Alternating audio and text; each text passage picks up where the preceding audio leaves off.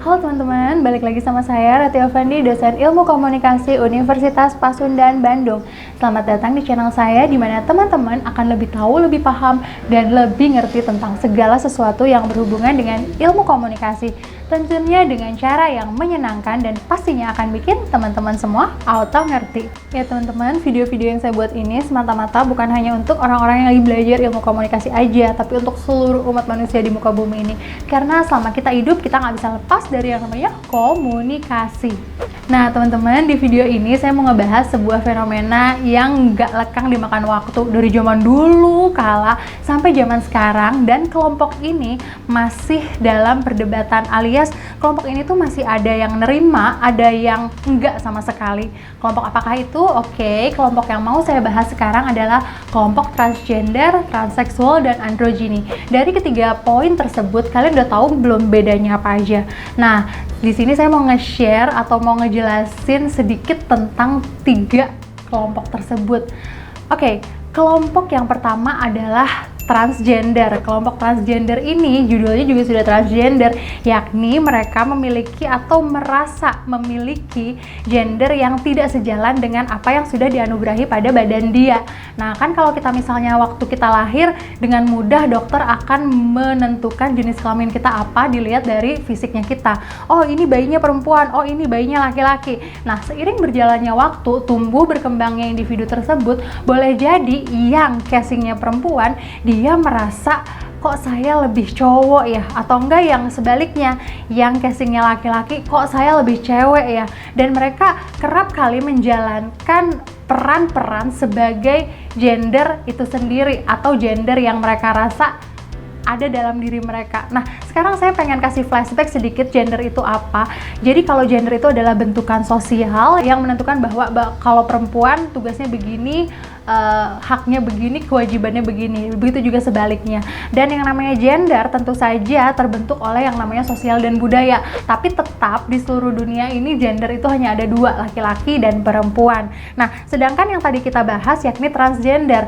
Dalam transgender itu sendiri mereka memiliki casing perempuan misalnya, namun mereka merasa sisi maskulinnya lebih. Atau sebaliknya, casingnya laki-laki, tapi sifat femininnya itu jauh-jauh lebih banyak ketimbang sifat maskulinnya. Tapi dalam hal ini mereka menjalankan peran sebagai anggota masyarakat sebagaimana mestinya, biasa aja. Nah, sedangkan yang kedua yaitu transseksual. Dalam hal ini transseksual sedikit berbeda dengan transgender walaupun sama-sama loncat ya dari jenis satu ke jenis yang lainnya. Tapi kalau transseksual mereka lebih dalam lagi, lebih jauh lagi, di mana mereka melakukan perubahan-perubahan secara fisik yang akan menunjukkan jenis kelamin tertentu. Misalnya nih ya, misalnya ada orang cewek yang ngerasa sisi maskulinnya lebih dominan, yang pada akhirnya dia sudah melakukan transgender di mana dia berperan sebagai laki-laki, namun dia merasa kurang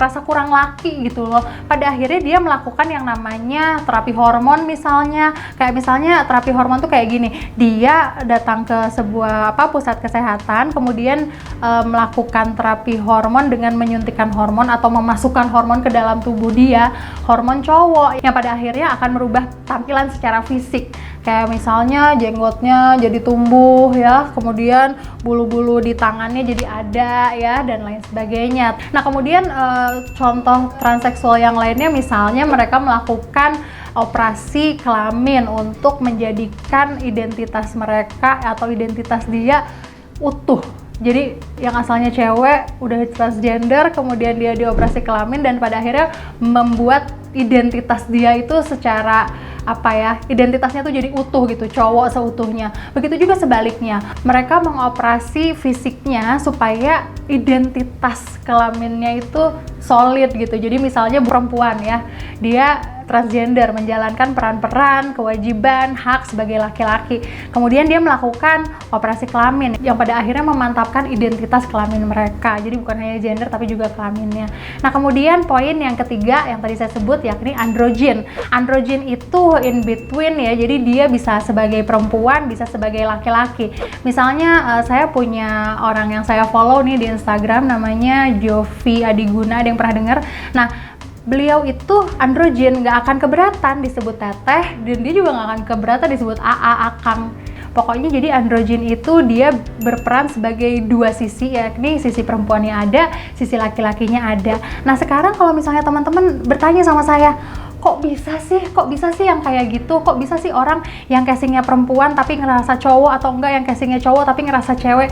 Oke, kalau misalnya teman-teman nanya apa yang menyebabkan hal-hal tersebut bisa terjadi, itu banyak sekali. Bahkan yang dari awal memang sudah dibentuk oleh keluarganya bahwa dia itu benar-benar laki-laki atau benar-benar perempuan, boleh jadi ketika masa puberti atau masa pencarian jati diri, mereka berubah menjadi the oppositeness. Misalnya yang perempuan jadi pengen kayak laki, yang laki pengen jadi perempuan. Dalam hal ini lingkungan juga membentuk. Kayak misalnya gini, saya pernah punya temen yang asalnya cowok banget, tapi dia mainnya itu sama yang cantik-cantik gitu ya, cowok-cowok cantik gitu.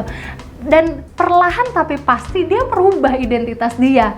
Pada saat itu saya ketemu 3 tahun kemudian dan dia sudah pakai eyeliner, dia sudah pakai maskara, dan dia bilang sama saya karena dia merasa saya tahu identitas dia yang sebelumnya. Dia bilang sama saya, Ti jangan bilang-bilang ya aku dulu tuh cowok banget. Nah udah aja ya, kejadiannya selesai sampai sana. Dan saya lose kontak lama banget, lama sampai akhirnya beberapa tahun setelah itu saya dapat undangan bahwa dia akan menikah. Nah terus udah gitu ada jokes-jokes dari teman-teman saya, coba tanya nikahnya sama cewek apa sama cowok, katanya gitu. Yang pada akhirnya saya lihat namanya sih nama cewek, dan waktu itu kita kita lihat dia di pelaminan itu udah jadi cowok lagi gitu. Jadi kalau misalnya transgender itu kita bisa bilang dia hanya merubah perannya, dan boleh jadi tidak terlalu memantapkan untuk menjadi gender tersebut, gender yang dia pilih gitu. Tapi kalau transseksual itu bener-bener udah mantep gitu memilih keputusan untuk menjadi jenis kelamin yang dia pengenin gitu. Nah kalau kalian nanyain, misalnya punya nggak sih temen yang androgen? Saya punya beberapa temen yang androgen itu waktu saya main-main ke media, kayak misalnya radio, terus televisi gitu ya, media-media, mass media gitu ya, bukan new media kayak YouTube kayak gini.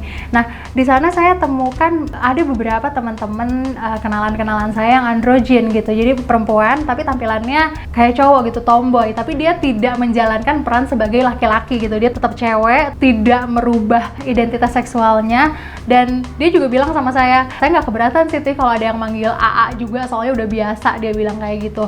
Tapi ketika saya kenal lebih jauh, tidak menjalankan peran sebagai laki-laki, tapi dia menjalankan peran tetap sebagai perempuan gitu. Tentu saja kalau yang transgender itu pasti akan menyukai sesama jenisnya. Transseksual juga begitu. Kalau androgen, nah ini androgen sama biseksual nih kayaknya saya perlu advice juga nih dari teman-teman, apakah androgen itu biseksual juga? Karena androgen ya, kayak teman saya nih yang tadi saya jelasin yang kerja di televisi ya, dia affectionnya tetap ke lawan jenis. Tapi ada juga yang androgen tapi juga biseksual, dimana dia bisa naksir yang sejenis tapi nggak menutup kemungkinan dia akan menikah dengan lawan jenis gitu.